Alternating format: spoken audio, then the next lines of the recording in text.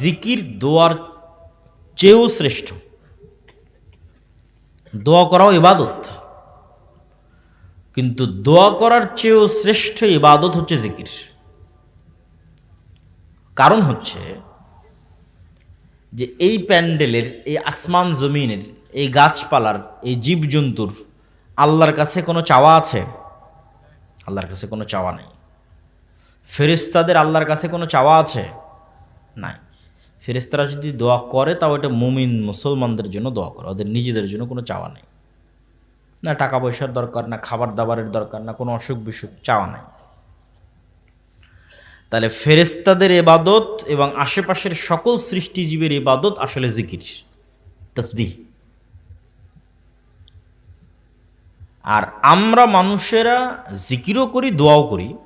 দোয়ার চেয়ে জিকির কেন শ্রেষ্ঠ? দোয়ার মধ্যে মানুষের নিজের স্বার্থ বেশি আছে। আল্লাহ আমাকে এটা দাও, আল্লাহ আমার এটা দরকার, আল্লাহ আমার ওইটা দরকার। আর যখন আপনি জিকির করছেন তখন এটা নিঃস্বার্থ আল্লাহর জন্য। আল্লাহু আকবার এই কথার মধ্যে কোনো চাওয়া আছে? নাই। সুবহান আল্লাহ এই কথার মধ্যে কোনো চাওয়া আছে? নাই। সুবহান আল্লাহ বিহামদিহি সুবহান আল্লাহিল আযীম এর মধ্যে কিছু চাওয়া আছে? লা ইলাহা ইল্লাল্লাহ এর মধ্যে কিছু চাওয়া আছে? লা ইলাহা ইল্লাল্লাহু ওয়াহদাহু লা শারীকা লাহু লাহুল মুলকু ওয়া লাহুল হামদু ওয়া হুয়া আলা কুল্লি শাইইন কাদির এর মধ্যে কোনো চাওয়া আছে? লা হাওলা ওয়ালা কুওয়াতা ইল্লা বিল্লাহ এর মধ্যে কোনো চাওয়া আছে? নাই। এগুলো নিঃস্বার্থ আল্লাহর বড়ত্ব, আল্লাহর মহত্ব, আল্লাহর পবিত্রতা, আল্লাহর গুণাবলী। আর এটাই ফেরেশতাদের ইবাদত, এটাই আশেপাশের সব জীবজন্তু, গাছপালা, কীট পতঙ্গ, জমিন, প্যান্ডেল, কাপড় চোপড়, বাড়ি ঘর সবার ইবাদত, সূর্য নক্ষত্র সবার ইবাদত। তাসবিহ, আল্লাহর পবিত্রতা, আল্লাহর বড়ত্ব, আল্লাহর মহত্ব। এবং কেউ যদি আল্লাহ সুবহানাহু ওয়া তাআলার বড়ত্ব, মহত্ব, তাসবিহ, জিকির পাঠে অভ্যস্ত হয়, তাহলে দোয়াকারী দোয়া করে যা পাবে জিকিরকারী তার চেয়ে বেশি পাবে।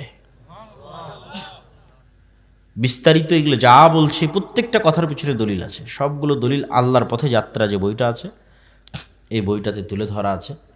আমাদের সবসময় সাথে ড্রাইভার থাকে, গাড়ি থাকে, তখন বইগুলো আনা যায়।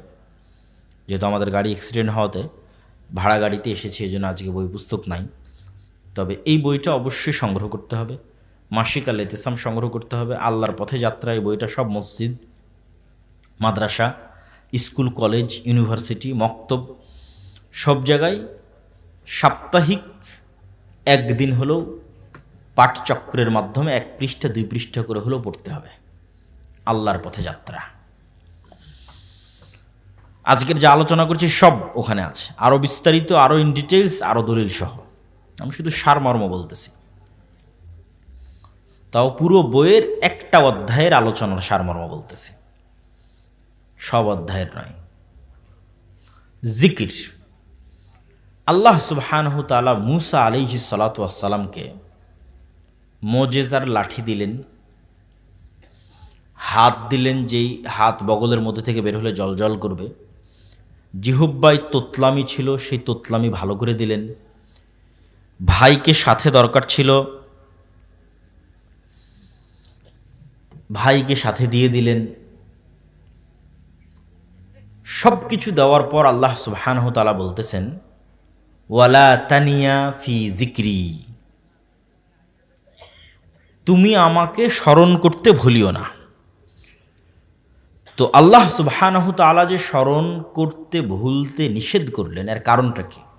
এর কারণ হচ্ছে, কল্পনা করেন যে মুহাম্মদ সাল্লাল্লাহু আলাইহি ওয়াসাল্লাম 1 সপ্তাহ যাবৎ সালাত আদায় করেনি, আল্লাহ সুবহানাহু ওয়া তাআলাকে স্মরণ করেনি। সালাত তো আল্লাহকে স্মরণ করার একটা মাধ্যম, আমরা আগেই বলেছি। সালাতও আদায় করেনি, জিকিরও করেনি। 1 সপ্তাহ 10 দিন পার হয়ে গেছে। এখন আজকে মূসা আলাইহিস সালাতু ওয়াস সালাম লাঠি ছাড়ছে, লাঠি আর সাপ হয় না। বগল থেকে হাত বের করছে, হাত আর জলজল করে না।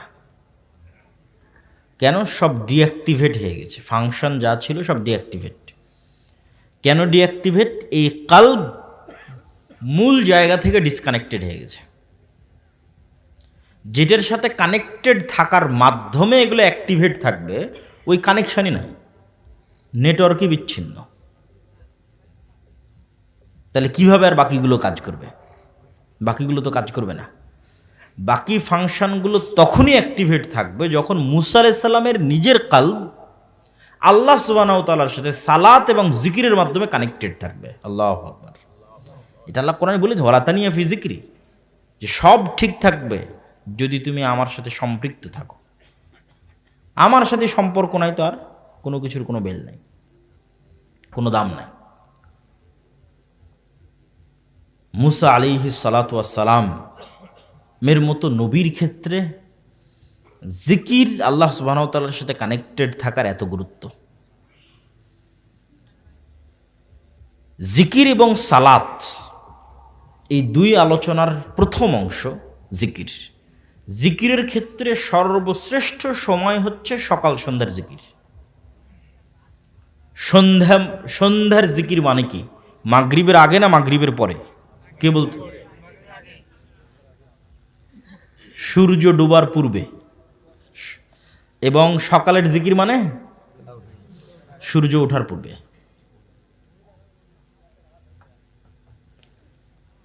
আল্লাহ সুবহানাহু ওয়া তাআলা কোরআন মাজিদে বলছেন, ক্বাবলা তুলুইশ শামসি ওয়া ক্বাবলা গুরুবিহা, সূর্য ওঠার পূর্বে, সূর্য ডুবার পূর্বে। স্পেশাল টাইম জিকিরের। এবং ভিন্ন ভিন্ন শব্দে আল্লাহ কোরআনে বলেছে, বিল আশি ওয়াল ইবকার, বিল গুদুবি ওয়াল আসাল, বুকরাতাও ওয়া আসিলা, এগুলো সব কোরআনের শব্দ।